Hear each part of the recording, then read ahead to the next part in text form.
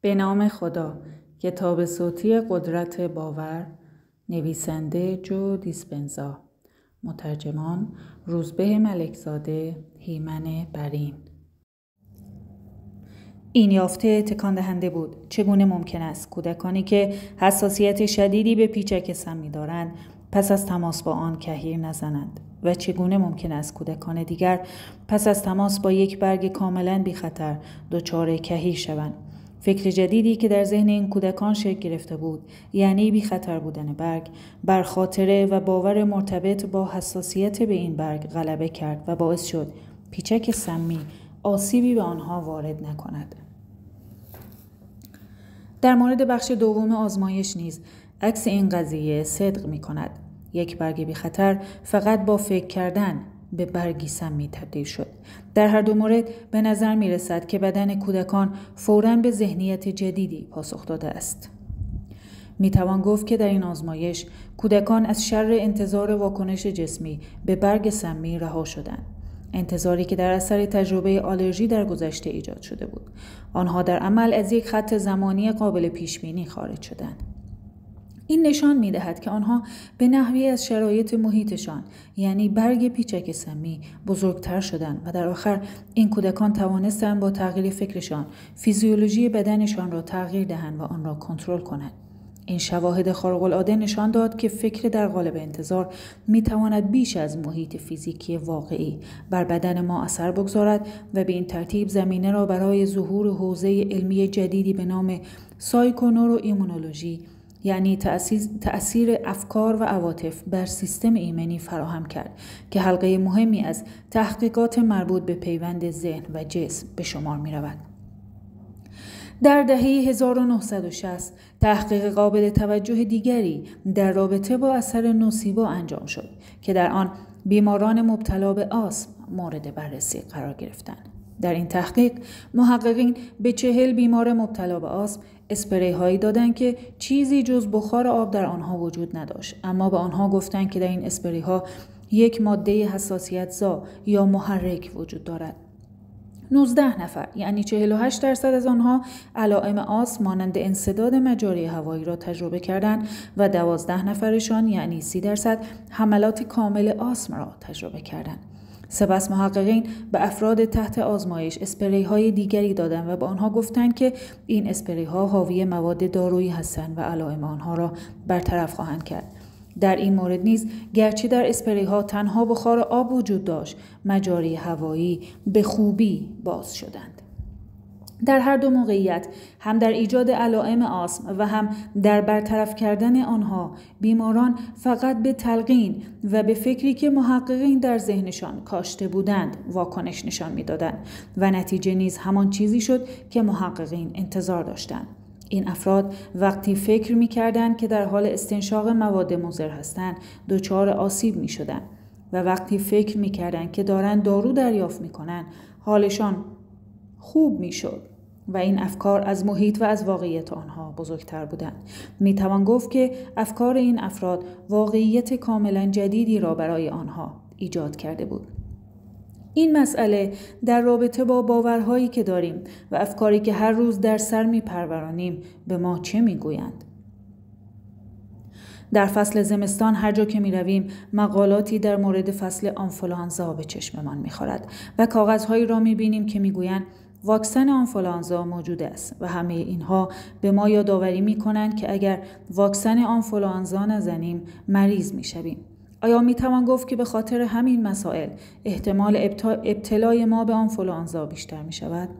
بیشتر ما انسان‌ها وقتی شخصی را می‌بینیم که علائم آنفولانزا دارد، درست مانند آن کودکانی می‌اندیشیم که در اثر تماس با برگ بی اثر دچار کهیر شدند و یا مانند بیمارانی که پس از استنشاق بخار آب دچار واکنش برونشی قابل توجهی شدند.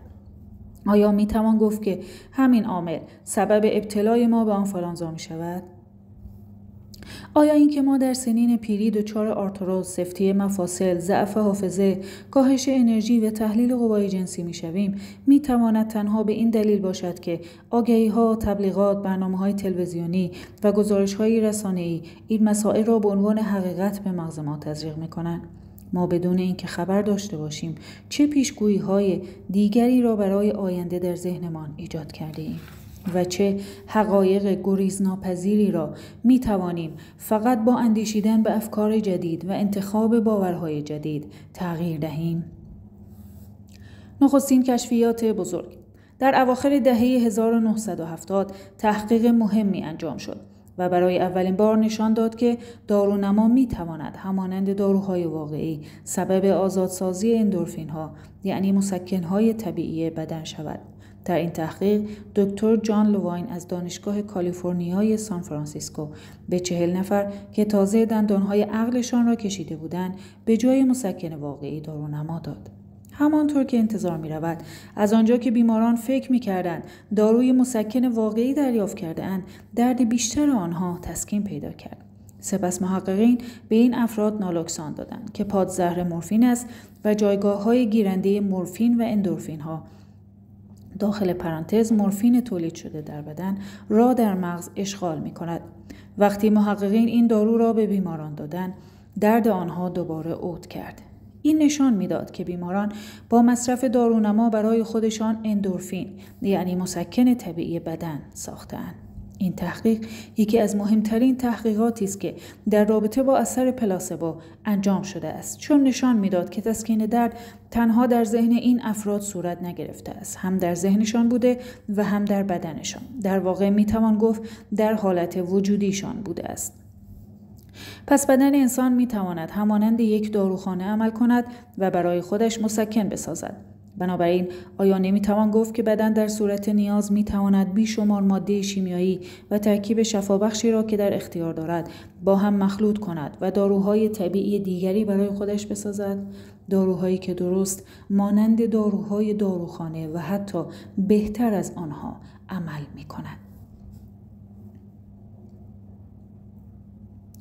روانشناس دانشگاه راچستر دکتر رابرت ایدر در دهه 70 تحقیق دیگری انجام داد و جنبه جالب دیگری را به بحث دارونما اضافه کرد: عنصر شرطی سازی. شرطی سازی ایده ای بود که روانشناسی روسی به نام ایوان پاولوف آن را به شهرت رساند. شرطی سازی به مقوله تداعی بستگی دارد. پاولوف هر روز قبل از اینکه به سگ‌هایش غذا بدهد زنگی را به صدا در می آورد و به همین دلیل صدای زنگ برای این سگ‌ها غذا را تداعی می‌کرد. به مرور زمان این سگ‌ها شرطی شده بودند و وقتی صدای زنگ را می‌شنیدند در انتظار دریافت غذا بزاق از دهانشان پایین می‌ریخت. در نتیجه این سبک از شرطی سازی بدن سگ‌ها یاد گرفته بود که بدون حضور محرک اصلی ایجاد کننده غذا به ایجاد کننده واکنش داخل پرانتز غذا به محرک جدیدی در محیط داخل پرانتز که در اینجا صدای زنگ بود پاسخ فیزیولوژیک نشان دهد. بنابراین میتوان گفت در یک واکنش شرطی شده یک برنامه ناخودآگاه که در بدن وجود دارد. در این مورد در فصل‌های بعدی بیشتر توضیح خواهم داد. داخل پرانتز بر ذهن خودآگاه غلبه می‌کند و فرمان را در دست می‌گیرد. به این ترتیب ذهن خودآگاه دیگر کنترل همه امور را در دست ندارد و به همین دلیل بدن شرطی می‌شود و جای ذهن را می‌گیرد. در آزمایش پاولوف سگ‌ها به صورت مکرر در معرض بو، مزه و رنگ غذا قرار می‌گرفتند و سپس پاولوف زنگ را به صدا در می‌آورد. پس از گذشت مدتی صدای زنگ به تنهایی باعث می‌شد که حالت فیزیولوژیکی و شیمیایی سگ‌ها بدون اینکه آگاهانه به آن فکر کنند دچار تغییر شود. سیستم عصبی خودمختار آنها یعنی سیستم ناخودآگاه بدن که در زیر سطح هوشیاری خودآگاه عمل می‌کند، کنترل امور را در دست گرفته بود. بنابراین شرطی سازی با ربط دادن خاطرات گذشته به انتظار اثرات درونی داخل پرانتز مقوله‌ای که خاطره‌ای تداعی‌گر نامیده می‌شود، تغییرات درونی ناخودآگاهی را ایجاد می‌کند تا جایی که نتایج مورد انتظار به صورت خودکار پدید می‌آیند. هرچه شرطی سازی قوی تر باشد، کنترل خودآگاه ما به این فرایندها کمتر شده و برنامه‌های ناخودآگاهمان خودکارتر می‌شوند.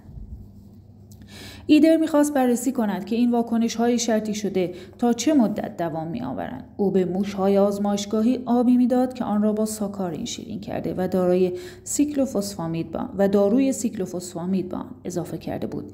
این دارو باعث بروز دردهای شکمی می شود.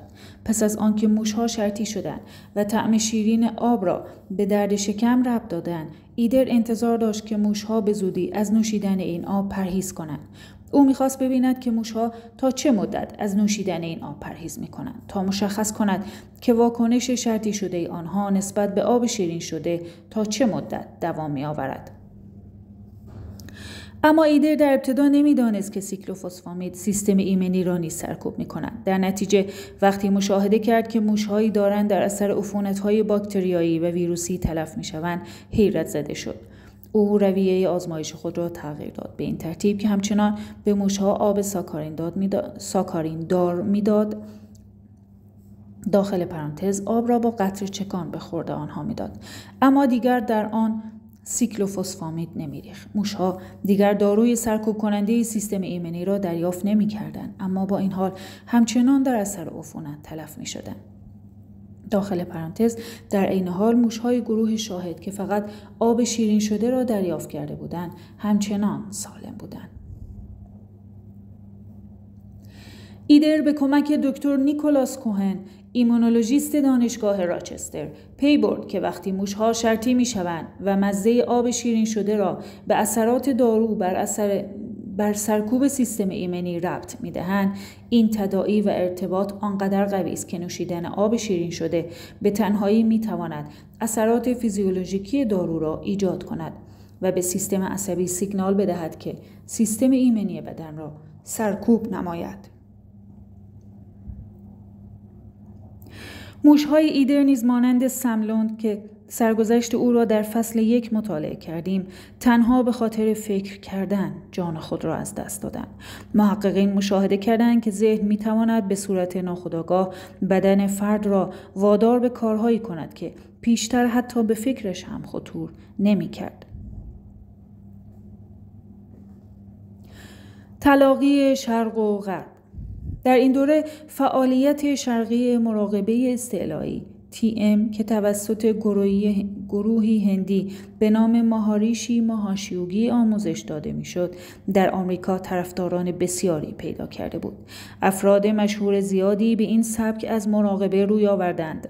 داخل پرانتز اولین آنها گروه بیتلز بود که در دهه 1960 وارد این خط شد و این باعث شد افراد زیادی به آن علاقمند شوند. در این تکنیک فرد ابتدا ذهن خود را ساکت می کند و سپس دعایی را به مدت 20 دقیقه در هر جلسه مراقبه داخل پرانتز که روزانه باید 2 بار انجام شود تکرار می کند. هدف از این مراقبه دستیابی به آگاهی معنوی است. این فعالیت نظر هربرت بنسون متخصص قلب دانشگاه هاروارد را به خودش جلب کرد. او می‌خواست بداند که آیا این تکنیک می‌تواند به کاهش استرس و کاهش ریسک فاکتورهای بیماری قلبی کمک کند یا خیر؟ بنسون راز و رمز این فرایند را کشف کرد و تکنیک مشابهی را توسعه داد که پاسخ ریلکسیشن نام داشت. او در سال 1975 این تکنیک را در کتابی به همین نام توضیح داد. بنسون پی برد که افراد می توانند با تغییر الگوهای فکریشان واکنش استرس را خاموش کنند و به این ترتیب فشار خونشان را پایین بیاورند، ضربان قلبشان را به حالت عادی برگردانند و به حالتهای عمیقی از آرامش دست پیدا کنند. در مراقبه باید نگرش فرد خنثی بماند، اما برخی از محققین می‌خواستند اثرات مفید ایجاد نگرش مثبت و عواطف مثبت را بررسی کنند. نورمن وینسنت پیل که زمانی کشیش بود، در سال 1952 با انتشار کتابی تحت عنوان قدرت مثبت اندیشی داخل پرانتز که در آن به ترویج این ایده پرداخته بود که افکار ما می توانند اثرات مثبت و منفی واقعی بر زندگیمان بگذارند، راه را برای این کار هموار کرد. نورمن وینسنت پیل که زمانی کشیش بود، در سال 1952 با انتشار کتابی تحت عنوان قدرت مثبت اندیشی داخل پرانتز که در آن به ترویج این ایده پرداخته بود که افکار ما می توانند اثرات مثبت و منفی واقعی بر زندگیمان بگذارند، راه را برای این کار هموار کرد. این ایده در سال 1976 توجه جامعه پزشکی را به خود جلب کرد، زیرا در این سال نورمن کازینز که به عنوان تحلیلگر مسائل سیاسی و ویراستار نشریه فعالیت می‌کرد، مقاله‌ای را در مجله پزشکی نیو انگلند منتشر کرد و در آن توضیح داد که چگونه از خنده برای معالجه بیماری کشنده خودش استفاده کرده است. کازینز چند سال بعد داستان خودش را در کتاب پرفروشی تحت عنوان آناتومی بیماری بازگو کرد. پزشک کازینز تشخیص داده بود که او به بیماری وخیم‌شونده‌ای تحت عنوان اسپاندیلیت آنکیلوزان مبتلا شده است، یعنی شکلی از آرتروز که باعث تجزیه کلاژن می شود. داخل پرانتز، کلاژن ها رشته های پروتئینی هستند که سلول های بدن ما را کنار هم نگه می دارند.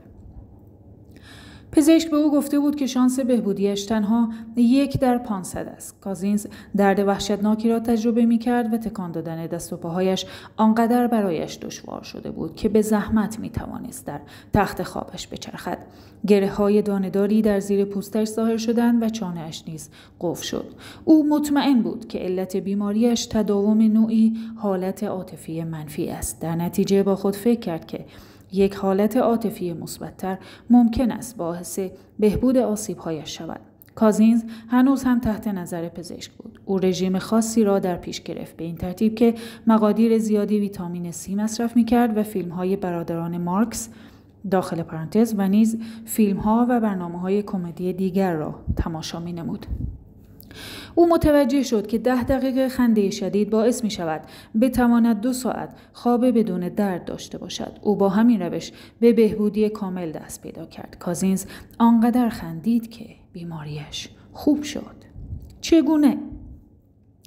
دانشمندان آن زمان نمی توانستند این شفای معجزه‌آسا را درک کنند و آن را توضیح دهند، اما امروزه تحقیقات به ما می گوید که احتمالاً فرایندهای اپیژنتیکی در آن نقش داشتند.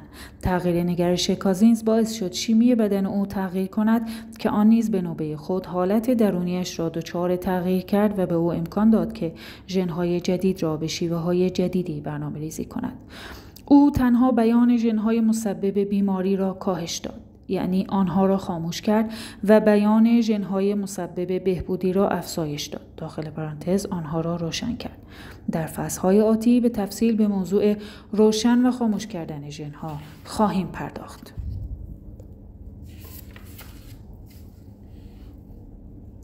چندین سال بعد تحقیقات دکتر کیوکی هایاشی از دانشگاه تسوکوبای ژاپن نیز همین را نشان داد. در تحقیق هایاشی بیان 39 ژن در بدن بیماران دیابتی پس از تماشای یک برنامه کمدی 1 ساعته افزایش پیدا کرد که 14 مورد از آنها به فعالیت سلول‌های کشنده طبیعی ربط داشتند. سپس در یک روز دیگر همین افراد به یک سخنرانی در مورد دیابت گوش کردند. هیچ یک از این ژن‌ها به طور مستقیم ارتباطی با تنظیم گلوکوز خون نداشتند، اما میزان قند خون آنها پس از تماشای کمدی مطلوب تر بود تا پس از سخنرانی. محققین گمان می‌کنند که خنده بر ژن‌های دخیل در واکنش ایمنی اثر می‌گذارد و آن نیز به نوبه خود به بهبود کنترل قند خون کمک می‌کند. مغز این بیماران توانست یک سری عواطف متعالی را در آنها ایجاد کند. این عواطف نیز مجموعه‌ای از تغییرات ژنی را ایجاد کردند که در نتیجه آن سلول‌های کشنده طبیعی فعال شدند و پاسخ بدن این افراد را به گلوکوز بهبود بخشیدند. البته احتمالاً این مسئله اثرات مفید دیگری نیز بر جای گذاشته است. کازینز در سال 1979 در مورد دارونما گفت: اثر بخشی این فرایند از قدرت جادویی قرص نشأت نمیگیرد، بلکه از این واقعیت ناشی می شود که بدن انسان فی نفسه بهترین داروساز است و بهترین داروها را برای خودش تجویز می کند. حالا که طب جایگزین و طب ذهن یعنی بدن پشتوانه خوبی پیدا کرده بود،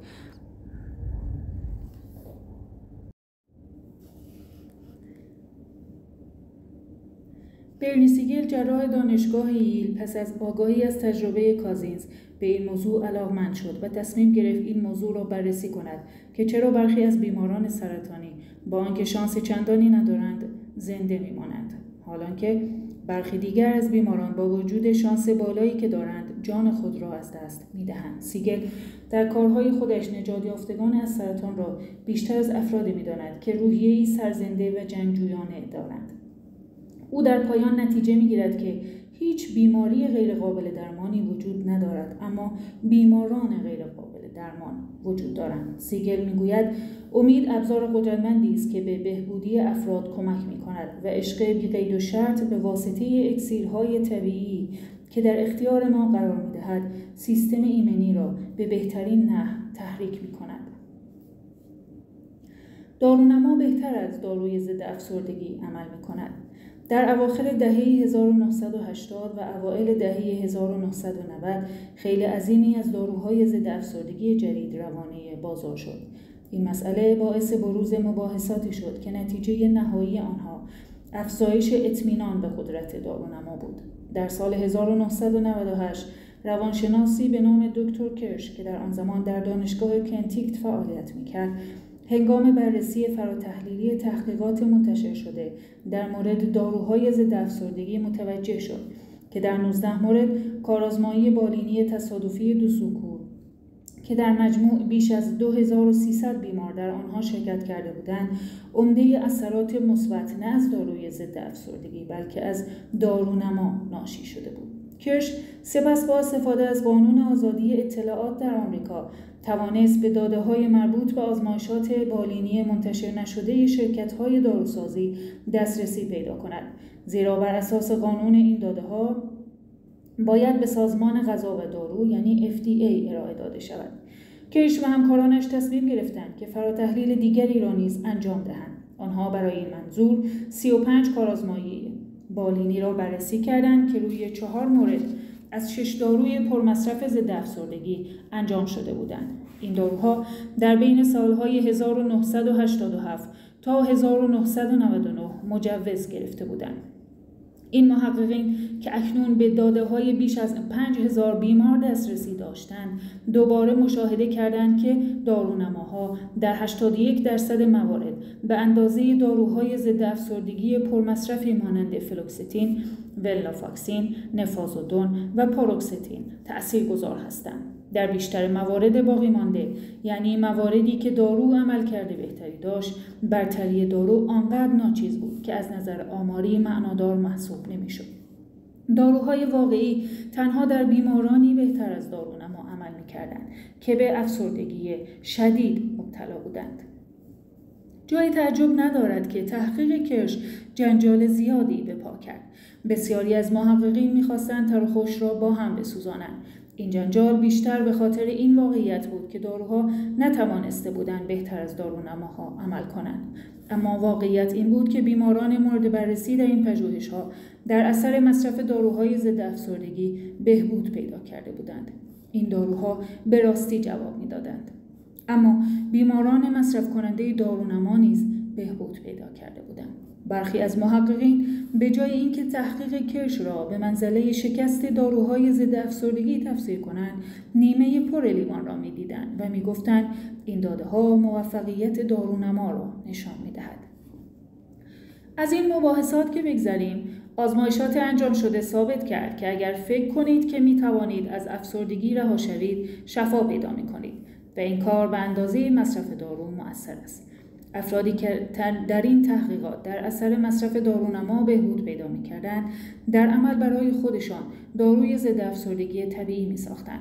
درست مانند بیماران لوواین که پس از کشیدن دندانهای عقلشان برای خود مسکن طبیعی تولید می‌کردند. کرش شواهد زیادی در اختیار ما قرار داد. این شواهد نشان می‌داد که بدن ما هوش ذاتی دارد که به آن امکان می‌دهد با تولید مجموعه‌ای از مواد شیمیایی طبیعی و شفابخش به ما کمک کند.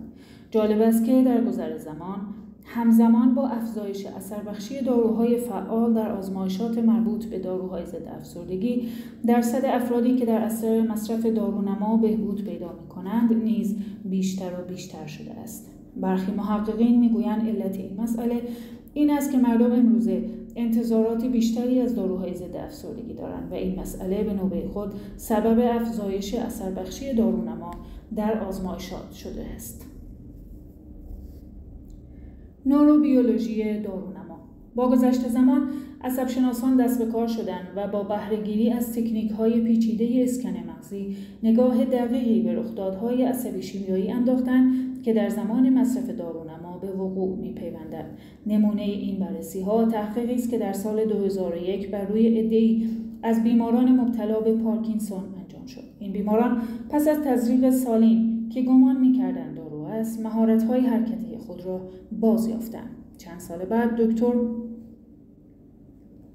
دکتر فابریزو بندتی، محقق ایتالیایی که از پیشتازان تحقیقات حوزه دارونما به شمار می‌رود، تحقیق مشابهی را بر روی بیماران پارکینسون انجام داد و برای اولین بار توانست تأثیر دارونما را بر روی نورون‌ها نشان دهد. او در تحقیقات خود علاوه بر نوروبیولوژی مقوله انتظار داخل پرانتز پدیده‌ای که روی بیماران مبتلا به پارکینسون اثر گذاشته بود، نوروبیولوژی شرطی سازی کلاسیک را نیز مورد بررسی قرار داد، یعنی همان پدیده‌ای که ایدر چند سال قبل به واسطه آن در موش‌های آزمایشگاهی حالت تهوع ایجاد کرده بود. او در یکی از پژوهش‌ها به افراد تحت آزمایش دارویی به نام سوماتریپتان داد که سبب تحریک ترشح هورمون رشد و مهار ترشح کورتیزول میشد. سپس بدون اینکه بیمار متوجه شود دارونما را جایگزین دارو کرد. او با بررسی اسکن‌های مغز بیماران متوجه شد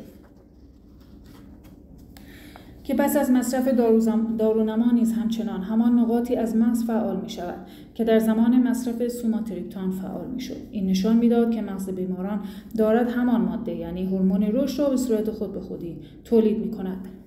معلوم شد که این مسئله در مورد سایر ترکیبات دارونما نیز صدق می کند. مواد شیمیایی تولید شده در مغز ارتباط نزدیکی با آن موادی داشتند که افراد تحت آزمایش در ابتدا به واسطه مصرف داروهای مربوط به رفع اختلالات سیستم ایمنی، اختلالات حرکتی و افسردگی دریافت می‌کردند. او حتی نشان داد که دارونماها می‌توانند عوارض جانبی داروها را نیز ایجاد کنند. برای مثال در یکی از پژوهش‌ها از مواد مخدر استفاده شده بود. در این تحقیق افراد پس از مصرف دارونما عوارضی مانند تنگی و کندی نفس را تجربه می‌کردند، چون دارونما به خوبی توانسته بود اثرات فیزیولوژیکی مخدر را تقلید کند. حقیقت این است که بدن ما می‌تواند انبوهی از مواد شیمیایی زیستی را تولید کند و این مواد می‌توانند بدن را شفا دهند، دردها را تسکین بخشند، ما را وارد خواب عمیق کنند، سیستم ایمنی را تقویت نمایند، لذت ایجاد کنند و حتی ما را به سمت عاشق شدن ببرند. لحظه‌ای به این فکر کنید. فرض کنید قبلا ژن خاصی در بدن شما بیان می‌شده و شما می‌توانستید مواد شیمیایی خاصی را در بدنتان تولید کنید. اما ناگهان در اثر نوعی استرس یا بیماری این ژن خاموش شده است و شما توانایی تولید این مواد شیمیایی را از دست داده اید. با توجه به اینکه بدن شما از قبل می‌داند چگونه این کار را انجام دهد، می‌توان گفت بدن شما می‌تواند این ژن را دوباره روشن کند. پس بیایید ببینیم این اتفاق چگونه می‌افتد. تحقیقات حوزه عصب‌شناسی مسئله بسیار جالبی را آشکار کرده است. اگر شخصی پیوسته ماده خاصی را مصرف کند، مغز او پیوسته مدارهای یکسانی را به شیوه یکسانی شلیک می کند و در عمل فعالیت آن ماده را حفظ می کند. اگر این شخص اثرات یک قرص یا آمپول خاص را به تغییرات درونی خاصی که در گذشته تجربه کرده است ربط بدهد، به راحتی می تواند نسبت به اثرات آن شرطی شود. وقتی فرد شرطی شد، حتی اگر دارونما نیز مصرف کند، دوباره همان مدارهایی در مغز او شلیک می شوند که در اثر مصرف دارو شلیک می شدند. در اینجا یک خاطره تداعیگر برنامه ناخودآگاهی را فرا می‌خواند که آن قرص یا آمپول را به تغییرات هورمونی بدن ارتباط می‌دهد. سپس این برنامه به صورت خودکار به بدن سیگنال می‌دهد که مواد شیمیایی موجود در دارو را تولید کند. آیا این فوق‌العاده نیست؟ تحقیقات بنتی نکته دیگری را نیز روشن می‌کند. هر دارونما تنها برای هدف خاصی مفید واقع می‌شود. برای مثال در تحقیق مربوط به سوماتریپتان، تلقین‌های شفاهی اولیه داخل پرانتز گفتن این که دارونما اثر خواهد داشت هیچ تأثیری بر تولید هورمون رشد نداشت. اگر بخواهیم با استفاده از دارونما واکنش‌های فیزیولوژیک ناخودآگاه بدن داخل پرانتز مثلا ترشح هورمون‌ها یا تغییر عملکرد سیستم ایمنی را به واسطه خاطرات تداعیگر تغییر دهیم شرطی سازی گزینه مناسبی است. حالانکه اگر بخواهیم از دارونما برای تغییر واکنش‌های خودآگاه‌تر مثلا تسکین درد یا کاهش افسردگی استفاده کنیم، بهتر است به تلقین و انتزاع متوسل شویم. به همین دلیل بنتی اصرار می‌کند که فقط یک واکنش پلاسیبو وجود ندارد، بلکه چندین نوع واکنش پلاسیبو وجود دارد.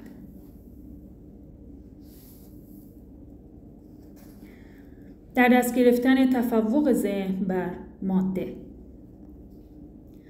در سال 2010 دکتر تد کیچاک استاد دانشگاه هاروارد مطالعه راهنمایی را انجام داد که نشان می‌داد حتی اگر فرد بداند که در حال مصرف دارونماست، باز هم دارونما تأثیرش را می‌گذارد. در این تحقیق او و همکارانش به 40 بیمار مبتلا به سندرم روده تحریک پذیر داخل پرانتز IBS دارونما دادند. به هر بیمار یک قوطی داده شد که روی آن نوشته بود قرص دارونما. همچنین به آنها گفته شد که این قرص حاوی قرص‌های دارونمایی است که از مواد بی‌اثری مانند قند ساخته شده‌اند و تحقیقات بالینی نشان می‌دهد که این قرص‌ها به واسطه فرآیندهای شفابخش متکی بر رابطه ذهن بدن بهبود قابل توجهی در علائم بیماری IBS ایجاد می‌کنند. گروه شاهد این تحقیق نیز از 40 بیمار مبتلا به IBS تشکیل شده بود که هیچ قرصی به آنها داده نشد. پس از 3 هفته مشخص شد که علائم اعضای گروه دارونما 2 برابر بیشتر از گروه شاهد بهبود یافتند. کیچاک میگوید این تفاوت با عملکرد بهترین داروهای IBS قابل مقایسه است. در مورد این بیماران هیچ کلک و فریبی به کار برده نشد. آنها خوب می‌دانستند که هیچ دارویی به آنها داده نشده است و با این وجود چون به آنها تلقین شده بود که دارونما می‌تواند علائمشان را رفع کند و چون آنها بدون توجه به علت پیامدهای این فرایند را باور کرده بودند، بدنشان تحت تأثیر قرار گرفت و شفا پیدا کرد. در این حال همزمان با این تحقیقات دیگری نیز در حوزه ذهن بدن در حال انجام هستند که اثرات نگرش‌ها، بینش‌ها و باورها را مورد بررسی قرار می‌دهند. این تحقیقات نشان می‌دهند که امور به ظاهر عینی و انضمامی مانند فواید ورزش نیز از باورهای افراد تأثیر می‌پذیرند. نمونه بارز این تحقیقی است که در سال 2007 توسط روانشناسان دانشگاه هاروارد دکتر آلیا کرام و دکتر آلن لنجر انجام شد و 84 مستخدم هتل در آن شرکت کردند. در ابتدای این تحقیق این محققان نمی‌دانستند که حجم کارهای روزانه‌شان بیشتر از مدت زمان ورزش روزانه‌ای است که جراح کل آن را توصیه کرده است. 67% این زنان به محققین گفتند که به صورت منظم ورزش نمی‌کنند و 37% نیز گفتند که اصلاً ورزش نمی‌کنند. پس از ارزیابی اولیه، کرام و لنجر مستخدمان را به 2 گروه تقسیم کردند. آنها برای گروه اول توضیح دادند که فعالیت جسمی آنها مقدار کالری سوزی آنها را مشخص می‌کند و آنها در حین انجام کارهایشان بیشتر از مقدار مورد نیاز ورزش می‌کنند. آنها این اطلاعات را به گروه دوم ندادند. داخل پرانتز این 2 گروه در 2 هتل مختلف کار می‌کردند، در نتیجه نمی‌توانستند با همدیگر گفتگو کنند. 1 ماه بعد محققین مشاهده کردند که اعضای گروه اول با وجود اینکه هیچ ورزش اضافی انجام نداده و عادت غذایی خود را نیز اصلاً تغییر نداده بودند، به طور میانگین 2 پوند حدود 1 کیلوگرم وزن کم کرده بودند. درصد چربی بدنشان پایین آمده بود و فشار خون سیستولی آنها نیز به طور میانگین 10 واحد کاهش یافته بود. اما اعضای گروه دیگر که آنها نیز همین کار را انجام می‌دادند، هیچ تغییری نکرده بودند. این تحقیق نتایج تحقیق مشابهی را تایید می‌کند که بیشتر در شهر کبک انجام شده بود. در این تحقیق 48 فرد بزرگسال به مدت 10 هفته در یک برنامه ورزشی هوازی شرکت کردند که در آن در هر هفته 3 جلسه تمرین 90 دقیقه‌ای برگزار می‌شد. این افراد به 2 گروه تقسیم شده بودند. محققین به گروه اول گفتند که هدف از این برنامه بهبود ظرفیت هوازی و سلامت فیزیولوژیکی بدن است، اما به گروه دوم یعنی گروه شاهد تنها در مورد فواید جسمی ورزش هوازی اطلاعات دادند. در پایان این 10 هفته محققین مشاهده کردند که ظرفیت هوازی هر دو گروه افزایش یافته بود، اما میزان عزت نفس تنها در افراد گروه اول به میزان قابل توجهی افزایش یافته بود. همانطور که این 3 تحقیق نشان می‌دهند، هوشیاری ما می‌تواند فی نفسه اثرات فیزیکی مهمی بر روی بدن و سلامتی ما بگذارد. چیزهایی که یاد می‌گیریم، زبانی که برای تعریف تجربه ما به کار می‌رود و معنایی که ما به توضیحات ارائه شده نسبت می‌دهیم، همگی بر نیت ما تأثیر می‌گذارند و وقتی نیت قوی‌تری در پس کارهای ما نهفته باشد، به طور طبیعی نتایج بهتری خواهیم گرفت. خلاصه مطلب این که هرچی بیشتر با چیستی و چرایی مسائل آشنا شوید، چگونگی‌ها برایتان آسان‌تر و کاربردی‌تر می‌شوند. تحقیق قدیمی اما مهم دانشگاه سینسیناتی نشان می‌دهد که ما به عوامل جزئی‌تر نیز معنا نسبت می‌دهیم. مثلا به رنگ دارو و تعداد قرص‌هایی که مصرف می‌کنیم. محققین در یک پژوهش به 57 دانشجوی پزشکی 1 یا 2 کپسول صورتی آبی رنگ دادند که همه‌شان بی‌اثر بودند، اما با آنها گفته شد که کپسول‌های صورتی محرک و کپسول‌های آبی آرام بخش هستند. محققین گزارش کردند که اثر بخشی همزمان این 2 کپسول بیشتر از مصرف 1 کپسول بوده است. همچنین اثر آرام بخش کپسول آبی بیشتر از کپسول صورتی بوده است. بر اساس نمره‌هایی که دانشجویان به این قرص‌ها دادند، آرام بخشی قرص‌های آبی رنگ 2.5 برابر بیشتر از قرص‌های صورتی بود، حالانکه هر دوی این قرص‌ها دارونما بودند. تحقیقات جدیدتر نشان می‌دهد که باورها و نگرش‌ها نیز می‌توانند بر نمره‌های عملکرد ذهنی افراد در آزمون‌های استاندارد تأثیر بگذارند. در سال 2006 در کانادا تحقیقی انجام شد که در آن به 220 دانشجوی خانم پژوهش‌هایی ساختگی داده شد که در آنها ادعا شده بود که مردان در زمینه ریاضی 5% بهتر از زنان عمل می‌کنند. این دانشجویان به 2 گروه تقسیم شدند. به گروه اول تحقیقاتی داده شد که در آنها این مزیت 5% به عوامل ژنتیکی نسبت داده شده بود که به تازگی کشف شده بودند. به گروه دوم تحقیقات دیگری داده شد که در آنها این مزیت 5% به تفکر قالبی معلمین مقطع ابتدایی نسبت به دختران و پسران نسبت داده شده بود. سپس از این افراد امتحان ریاضی گرفته شد. نمره خانم‌های گروه اول که فکر می‌کردند این مزیت به خاطر برتری ژنتیکی است، از گروه دوم که فکر می‌کردند این مزیت به خاطر نگرش قالبی است، پایین‌تر بود. به عبارت دیگر، خانم‌هایی که فکر می‌کردند ضعف آنها حتمی و گریز ناپذیر است، طوری عمل می‌کردند که گویی واقعاً از مردان ضعیف‌تر بودند. در رابطه با دانش آموزان آفریقایی آمریکایی نیز اثر مشابهی به صدر رسیده است. نمرات این دانش آموزان در حوزه واژگان، خواندن و ریاضی در آزمون استعداد تحصیلی، حتی در جاهایی که طبقه اجتماعی اقتصادی مطرح نیست، به طور معمول از دانش آموزان سفیدپوست پایین‌تر است. نمرات دانش آموزان سیاه‌پوست در بیشتر آزمون‌های استاندارد به طور میانگین 70 تا 80% از دانش آموزان سفیدپوست همسنشان کمتر است. دکتر کلود استیل، روانشناس اجتماعی دانشگاه استنفورد، معتقد است که این پدیده به خاطر تأثیر خطر استریوتایپ ایجاد شده است. بر اساس تحقیقات او، دانش آموزانی که عضو گروه‌هایی با استریوتایپ منفی هستند، اگر فکر کنند نمراتشان در سایه این استریوتایپ ارزیابی می‌شود، عملکردشان نسبت به حالت عادی نامطلوب‌تر خواهد بود. دکتر استیل به همراه دکتر جاشوا آرونسون تحقیق مهمی انجام دادند که در آن یک سری آزمون استدلال واژگانی از دانشجویان سال دوم مقطع کارشناسی دانشگاه استنفورد گرفته شد.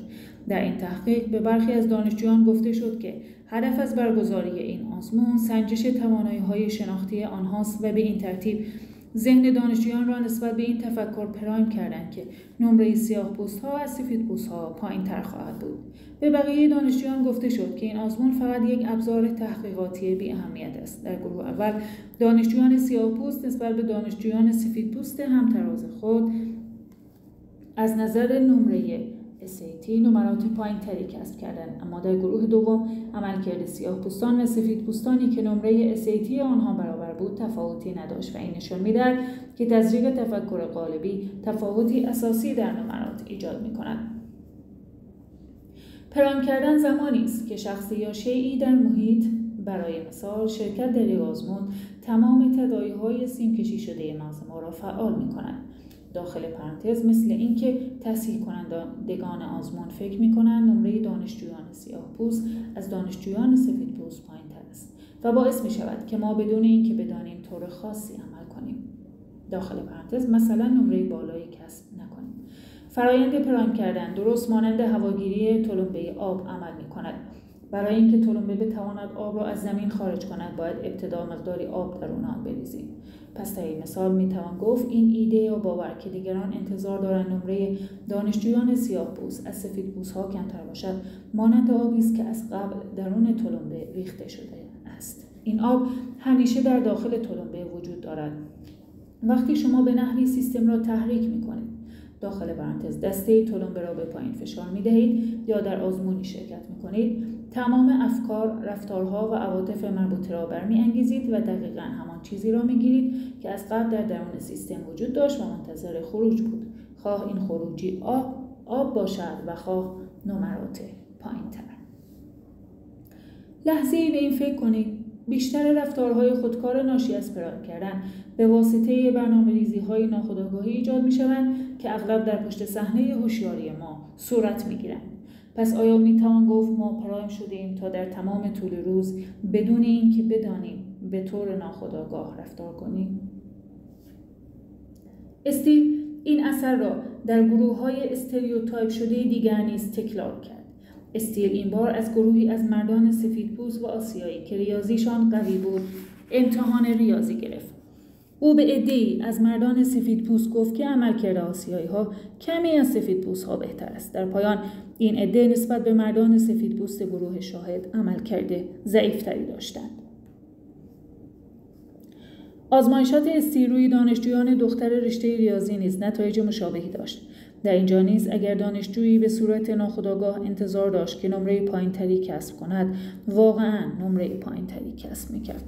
بنابراین معنای به راستی عمیقی در پس تحقیقات استیل نهفته است.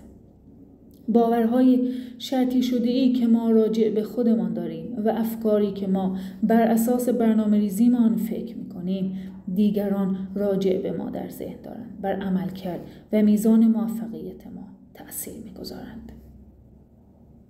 باورهای شرطی شده‌ای که ما راجع به خودمان داریم و افکاری که ما بر اساس برنامه‌ریزیمان فکر می‌کنیم دیگران راجع به ما در ذهن دارند، بر عملکرد و میزان موفقیت ما تأثیر می‌گذارند.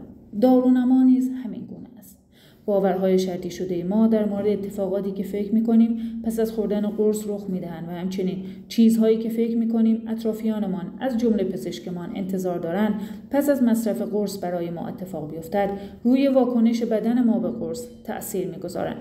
آیا می‌توان گفت بسیاری از داروها و حتی جراحی‌ها فقط به این دلیل نتیجه می‌دهند که ما در اثر پرایم شدن، تحصیلات و شرطی شدن و اثر بخشی آنها باور پیدا می‌کنیم؟